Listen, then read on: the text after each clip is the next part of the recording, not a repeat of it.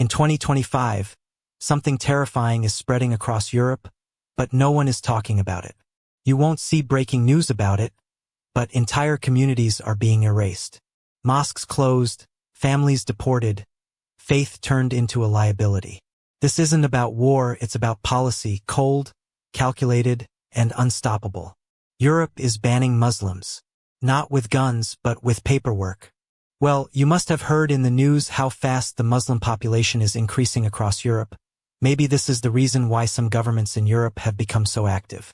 So in today's video, we are going to show you 10 European countries that secretly banning Muslims in 2025. But before starting the video, I want to request you, we put our best efforts to create our every single video. So please don't forget to like the video and subscribe to the channel. Let's start. Number 10, Denmark. In Denmark, something is happening quietly, not with anger, not with riots, but with spreadsheets and zoning maps. In 2025, Denmark no longer needs to say Muslims aren't welcome. Its laws speak louder. Muslim-majority neighborhoods are labeled as non-Western zones. If the Muslim population in a district crosses 30%, it becomes a target. Authorities step in with demolition orders, forced relocations, and strict housing redistribution plans. Over 1,200 Muslim households were quietly moved out of their communities between 2023 and 2025. Families scattered, friendships shattered, mosques dismantled or denied permits altogether. Mosques aren't banned outright, they're just never approved. Language schools are restructured, Arabic classes are eliminated. And even children's gatherings face Western integration oversight. The government frames this as an effort to balance cultures. But when the balance always ends in removing Muslims, the message is clear. And now, a new threshold is under quiet review. 20% Muslim presence may soon be enough to trigger neighborhood restructuring. A leaked memo from the Ministry of Integration hinted at preemptive ethnic dilution. Muslim families applying for housing in major cities are flagged and redirected to rural areas with no support networks. A total of 3,700 building permits linked to Islamic cultural centers were denied between 2022 and 2025, without explanation. And digital surveillance of Muslim community events has tripled since 2024. Denmark isn't saying leave, but its maps, policies, and silence are painting Muslims out of the future, one redrawn neighborhood at a time. Number 9, Austria. Austria in 2025 is sleek, efficient, and eerily quiet when it comes to its internal transformation. On the surface, life seems normal. But behind closed doors, a sophisticated machine is operating, watching, tracking, silencing. Mosques are under constant surveillance. Since 2021, over 40 imams have been deported under national security claims, though not one of them was convicted of a crime. The new laws require every Muslim organization to disclose foreign donations, leading to closures of dozens of Islamic centers. Meanwhile, sermons are recorded and monitored. Those that speak of Islamic identity too boldly are flagged. Permits are revoked. Centers are emptied. No churches are audited like this, no temples, no other community lives under this level of inspection. Muslims have learned to whisper their faith, to hide it from systems that see them not as citizens but as suspects. In 2025 alone, over 1,600 Muslim-led community events were either canceled or denied permits, often with no reason given. A new AI-based profiling tool now scans Friday prayer attendees, cross-checking them with immigration and tax records. Citizenship applications by Muslims have dropped by 70%, as background checks grow invasive and endless. Even Muslim burial rites are under quiet review, with local councils limiting cemetery space. And in Vienna, whispers grow louder of a hidden registry, one that quietly tags devout Muslims for cultural risk monitoring. Austria isn't policing crime, it's policing belief. And in 2025, belief is enough to put a target on your back. Number 8, Greece. In Greece, Islam doesn't face bullets, it faces barbed wire. Since 2020, Muslim asylum seekers have been detained in camps the government calls temporary. But in 2025, many of these Muslims have lived behind fences for over 18 months. They aren't prisoners, but they can't leave. They aren't criminals, but they're being punished. The mainland offers no sanctuary. Permits for mosques are denied or ignored, and Athens, a city of nearly 4 million, has just one official mosque. Muslim children grow up without cultural spaces, without teachers who understand their background, and without a sense of belonging. This is not by accident. This is engineered exclusion. A slow, cold policy of denial where being Muslim doesn't make you illegal, just unlivable. Satellite images from 2024 reveal that fences around refugee camps have been doubled in height, topped with motion sensors. Over 23,000 asylum claims from Muslim applicants have been frozen, not rejected, just left to rot in limbo. Inside these camps, doctors report rising mental health crises, especially among Muslim teens, some of whom haven't seen a classroom in years. Local ordinances now prevent group prayer in public parks, targeting Ramadan gatherings with quiet fines. Imams caught preaching in unofficial prayer rooms face instant deportation without trial. And while churches receive state funding, Islamic centers are fined for zoning violations that don't exist on paper. In 2025, even aid groups are afraid. Many have pulled out after government pressure and surveillance threats. And now, a leaked policy draft suggests that non-integrating Muslims may soon face legal relocation to isolated islands. In Greece, the walls aren't made of stone. They're made of silence. A system designed not to erase Muslims, but to make them vanish slowly, painfully, and unseen. Number 7. Netherlands. The Netherlands once stood for tolerance. Now it stands for quiet erasure. In 2025, the government rolled out the Loyalty Review Initiative. Under this, dual citizens, nearly all of them from Muslim backgrounds, can be stripped of residency without trial. Over 500 Muslims have faced revocation reviews in just the past year. They aren't charged with crimes. Their loyalty is questioned based on religious expression, mosque attendance, or online posts. If an algorithm decides your values clash with Dutch identity, you disappear from the system. At schools, halal meals have been removed from over 30 public cafeterias. Islamic holidays have vanished from calendars. There is no debate, just silence, the kind that wraps around you until you either conform or leave. In 2025, nearly 70% of new mosque construction permits were either delayed indefinitely or quietly denied. The Dutch intelligence agency now flags individuals who attend more than 2 Friday prayers a month for potential indoctrination patterns. A leaked internal report revealed that over 11,000 Muslims are being silently tracked by predictive behavioral software. Islamic charities have faced mass audits, with over 200 shut down on vague financial grounds. Hijab-wearing women report a 40% rise in workplace discrimination, yet legal complaints vanish without action. Arabic language schools are now labeled cultural risk centers and face surprise inspections monthly. Even interfaith dialogues are ending, not from hatred but from fear. Fear of association. Fear of being next. This isn't open persecution. It's algorithmic exile, coded, calculated, and quietly devastating. Number 6. Switzerland. Switzerland, the land of neutrality, now wears the face of silent suppression. In 2009, it banned minarets. In 2025, the nation hasn't approved a single new mosque permit in over 5 years. 12 existing mosques have been forced to shut down since 2022, citing administrative non-compliance. But the pattern is unmistakable. Only mosques face this fate.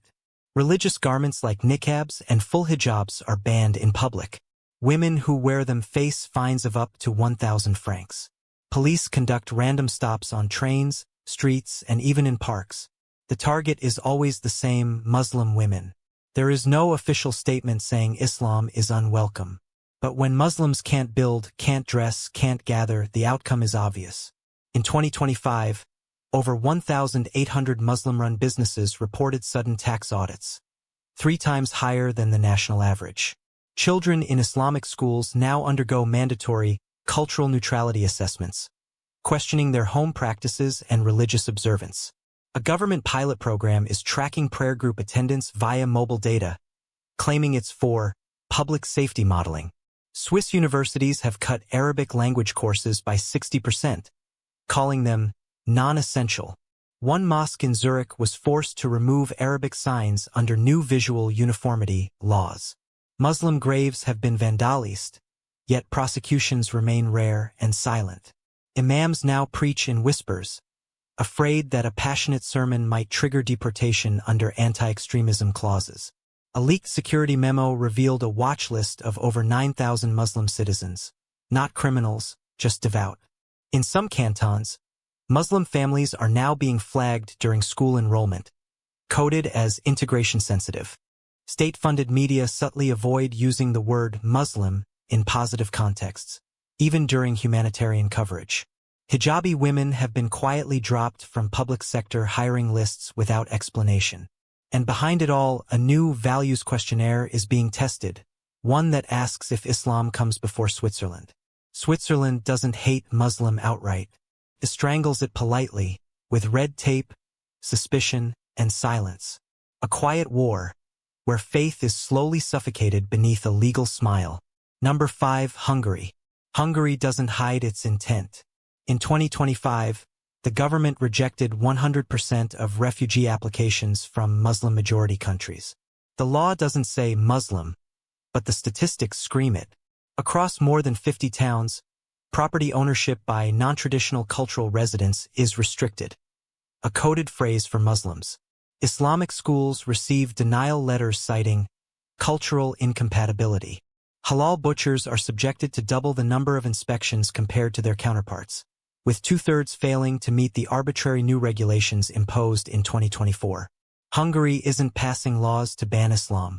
It's engineering a society where Islam has no space to breathe. In Budapest, 3 Islamic centers were forcibly closed after sudden fire code inspections, none of which applied to nearby Christian facilities. A national registry now tracks foreign-born Muslims with quarterly integration reviews, including surprise home visits and employer interviews. Friday prayers are now monitored by plainclothes officers, who record license plates outside mosques. State television has aired over 200 segments since 2023 linking Islam to terrorism, with 0 cases inside Hungary to justify it. Citizens caught hosting Muslim refugees face criminal charges for illegal facilitation of migration. Arabic signage in storefronts has been quietly outlawed in tourist zones. A leaked internal memo from 2024 encouraged municipalities to discourage Islamic visibility through zoning law enforcement. In schools, Muslim students report being removed from classrooms for wearing modest clothing and sent to secular behavior workshops. In rural areas, Muslim gravesites have been targeted with graffiti and desecration, while local police file the incidents as non-priority. Over 700 Muslim families attempting to buy property in 2025 were denied, not for lack of funds, but for cultural integration risks.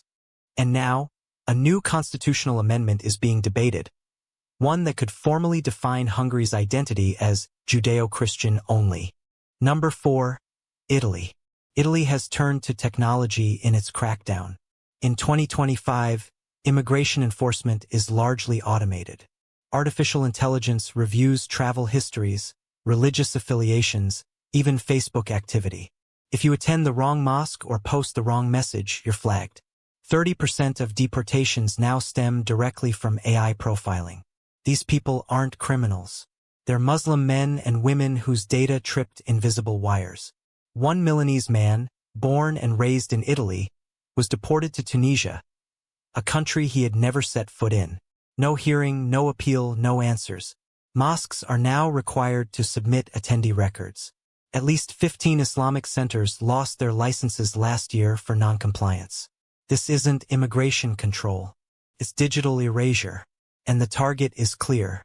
Facial recognition cameras have been installed outside 70% of known mosques in urban areas, tracking who enters and exits.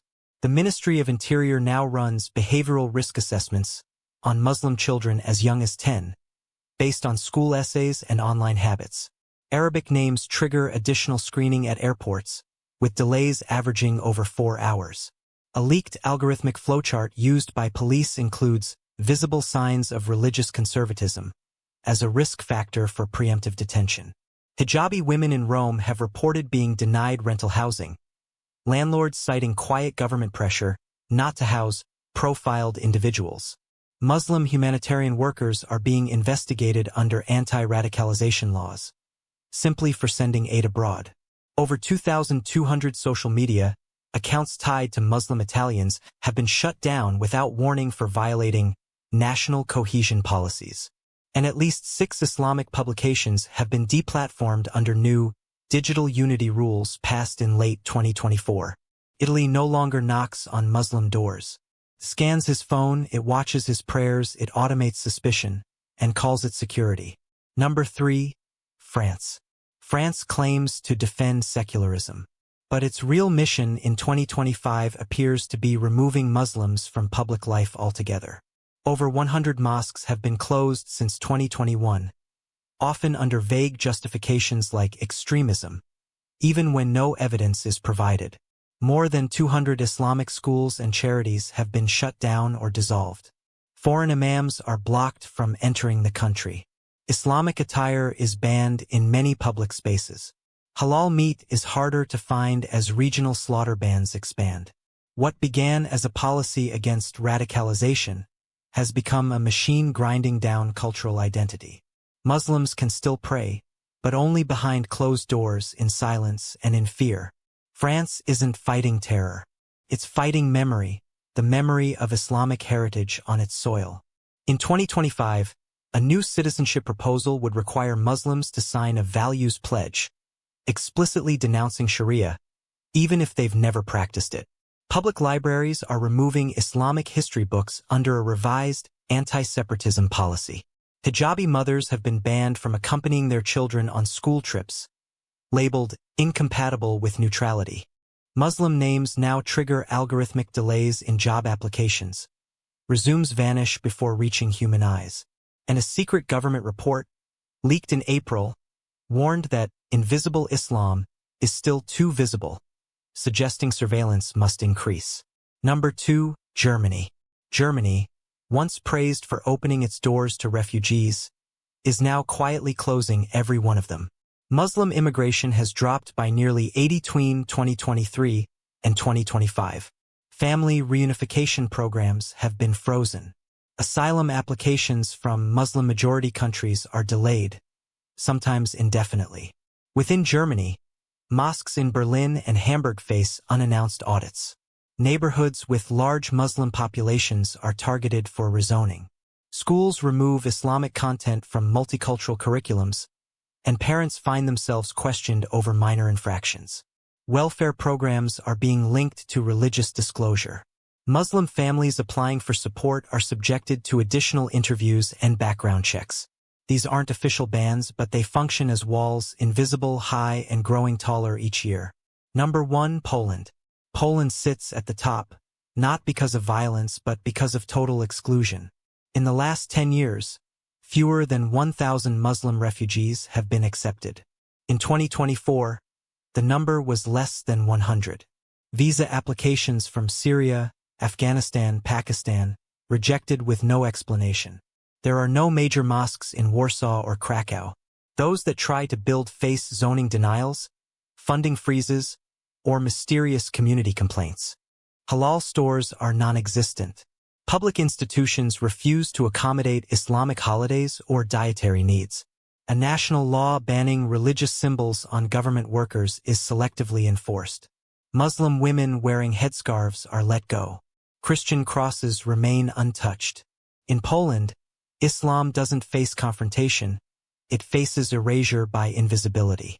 It's not being fought, it's being ignored out of existence. Arabic names are no longer just identifiers. In Poland's public housing system, they have quietly become red flags. Muslim applicants often face unexplained delays, repeated documentation requests, or outright denials. The process appears neutral on paper, but in practice, the pattern is clear. Muslim names move to the bottom of the list. In public schools, Muslim students are quietly denied time or space for daily prayers.